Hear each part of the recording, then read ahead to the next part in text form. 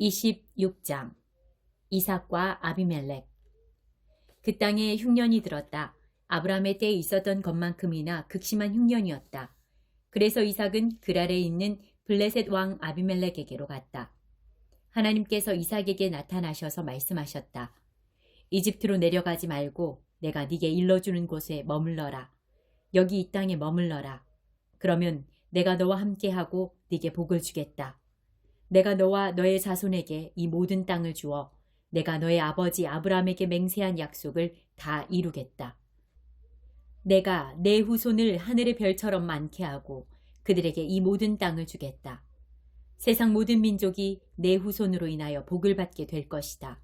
그것은 아브라함이 나의 부름에 순종하고 나의 명령 곧 나의 계명과 나의 규례와 나의 가르침을 따랐기 때문이다.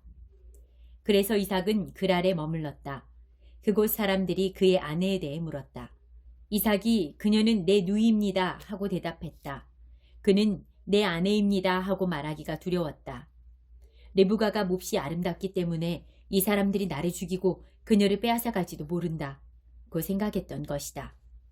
그들이 그곳에 머문 지 꽤 오랜 시간이 지난 어느 날 블레셋 왕 아비멜렉이 창밖을 내다보다가 이삭이 자기 아내 리브가를 껴안는 모습을 보았다. 아비멜렉이 사람을 보내어 이삭을 불러들였다. 그가 말했다.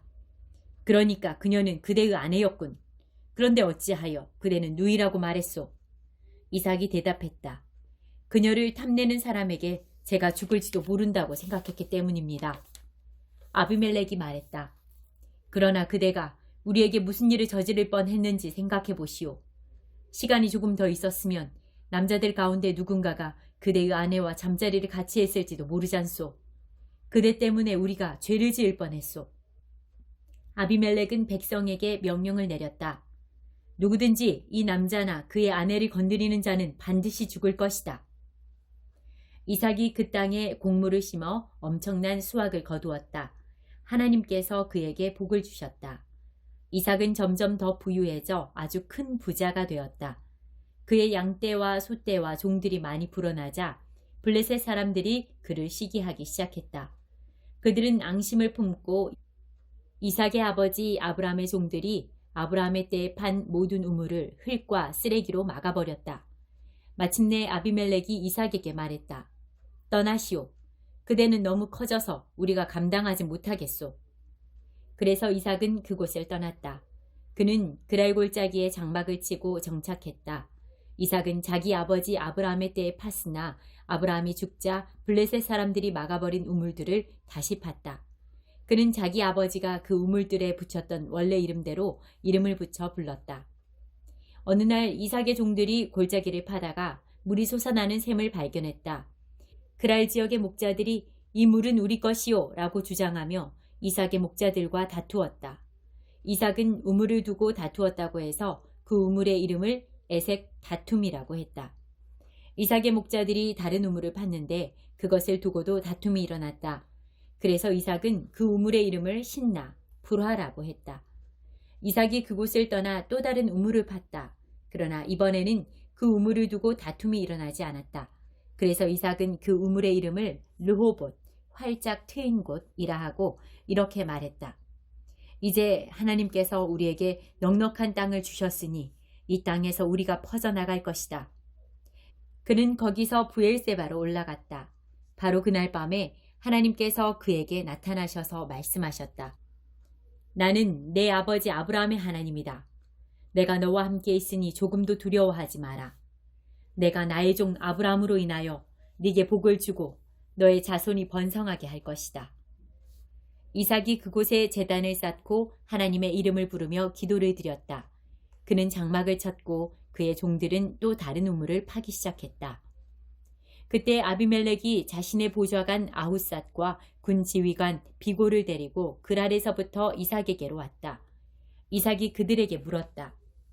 무슨 일로 나에게 왔습니까? 그대들은 나를 미워하여 그대들의 땅에서 나를 쫓아내지 않았습니까? 그들이 대답했다. 우리는 하나님께서 그대 편에 계신다는 것을 분명히 알았소. 우리는 그대와 우리 사이에 서로 우호적인 관계를 유지하는 계약을 맺고 싶소. 우리는 전에 그대를 괴롭히지 않았고 친절히 대했으며 그대가 우리에게서 평안히 떠나가게 해주었소. 그러니 그대도 우리에게 그렇게 해주시오. 하나님의 복이 그대와 함께하기를 빕니다. 이삭은 잔치를 베풀어 그들과 함께 먹고 마셨다. 이튿날 아침 그들은 서로 맹세를 주고받았다. 그런 다음 이삭이 작별을 고하자 그들은 친구가 되어 헤어졌다. 그날 늦게 이삭의 종들이 그에게 와서 자신들이 파고 있던 우물에 관한 소식을 전했다. 저희가 물을 발견했습니다. 이삭이 그 우물의 이름을 세바, 맹세라고 했다. 그것이 오늘날까지 그 도시의 이름 곧 브엘세바, 곧 맹세의 우물이 되었다. 에서는 40살이 되던 때에 햇사람 부에리의 딸 유딧과 햇사람 엘론의 딸 바스맛을 아내로 맞아들였다. 그들은 이삭과 리브가의 근심거리가 되었다. 27장. 이삭이 늙어서 거의 앞을 볼 수 없게 되자 맏아들 에서를 불러 말했다. 내 아들아. 예, 아버지. 이삭이 말했다. 나는 이제 늙어서 언제 죽을지 모르겠구나. 내 부탁을 들어다오. 화살집과 활을 챙겨 들로 나가서 사냥을 좀 해오너라. 그런 다음 내가 좋아하는 별미를 준비해서 내게 가져오너라. 내가 그것을 먹고 죽기 전에 너를 마음껏 축복해주겠다. 이삭이 자기 아들 에서에게 하는 말을 리브가가 엿듣고 있었다. 에서가 자기 아버지를 위해 사냥감을 잡으러 들로 나가자마자 리브가가 자기 아들 야곱에게 말했다. 방금 내 아버지가 내 형 에서와 나누는 이야기를 내가 엿들었다. 내 아버지가 이렇게 말씀하시더구나. 사냥감을 잡아 별미를 준비해 오너라. 내가 그것을 먹고 죽기 전에 하나님의 복으로 너를 축복해 주겠다. 그러니 아들아, 내 말을 잘 듣고 내가 일러주는 대로 하거라. 염소떼가 있는 곳으로 가서 새끼 염소 2마리를 내게 끌고 오너라.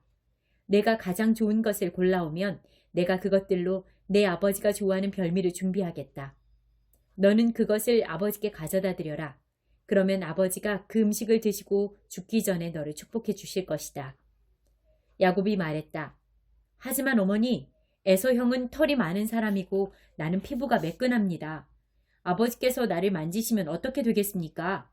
아버지께서는 내가 아버지를 속이고 있다고 여기실 것입니다. 축복은커녕 오히려 저주를 받게 될 것입니다. 그의 어머니가 말했다. 그렇게 되면 그 저주는 내가 받을 테니 너는 내가 시키는 대로만 하여라.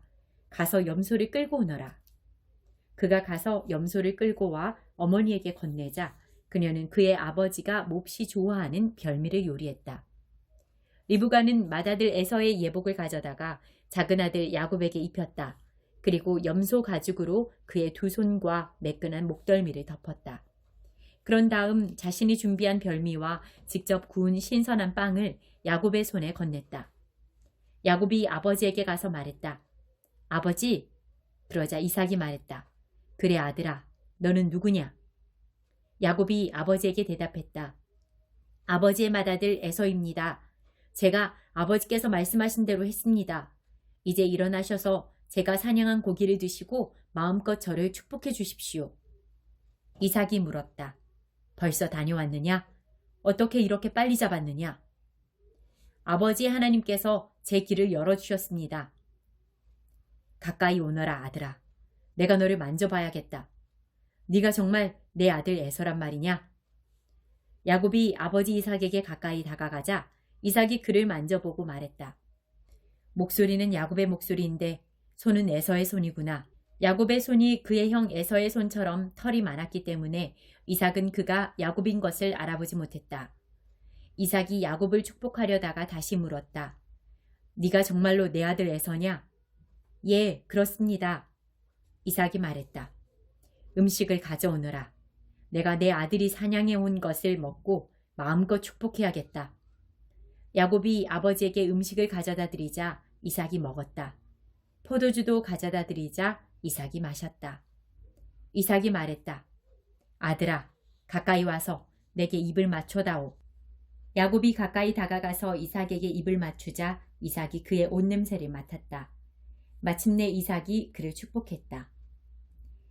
아, 내 아들의 냄새가 하나님께서 복을 내리신 넓은 들의 향기와 같구나.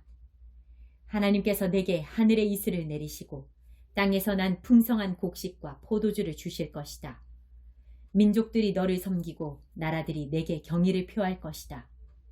너는 내 형제들을 다스리고 내 어머니의 아들들이 내게 경의를 표할 것이다. 너를 저주하는 사람은 저주를 받고 너를 축복하는 사람은 복을 받을 것이다.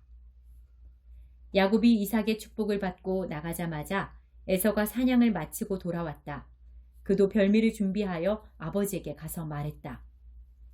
일어나셔서 이 아들이 사냥해 온 고기를 드시고 저를 마음껏 축복해 주십시오. 그의 아버지 이삭이 말했다. 그런데 너는 누구냐? 아버지의 아들, 아버지의 맏아들 에서입니다. 이삭이 떨면서 크게 동요하기 시작했다. 그가 말했다. 그렇다면 먼저 사냥감을 잡아서 내게 가져온 그는 누구란 말이냐? 나는 내가 들어오기 바로 전에 식사를 마치고 그를 축복해 주었다. 그가 영원히 복을 받을 것이다. 아버지의 말을 들은 에서가 비통하게 흐느껴 울며 큰 소리로 말했다. 아버지, 제게도 축복해 주실 수 없습니까? 이삭이 말했다. 내 동생이 이곳에 와서 속임수를 써서 내 복을 가로채 갔구나. 에서가 말했다. 그 녀석의 이름이 야곱 발 뒤꿈치라고 불리는 것은 다 이유가 있었군요. 지금까지 그 녀석은 저를 2번이나 속였습니다.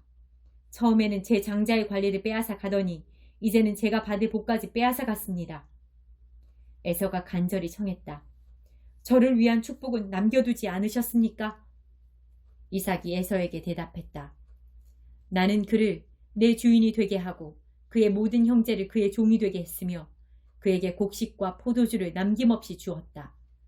내가 그 모든 것을 다 주었는데 내 아들아, 너를 위해 무엇이 남아있겠느냐?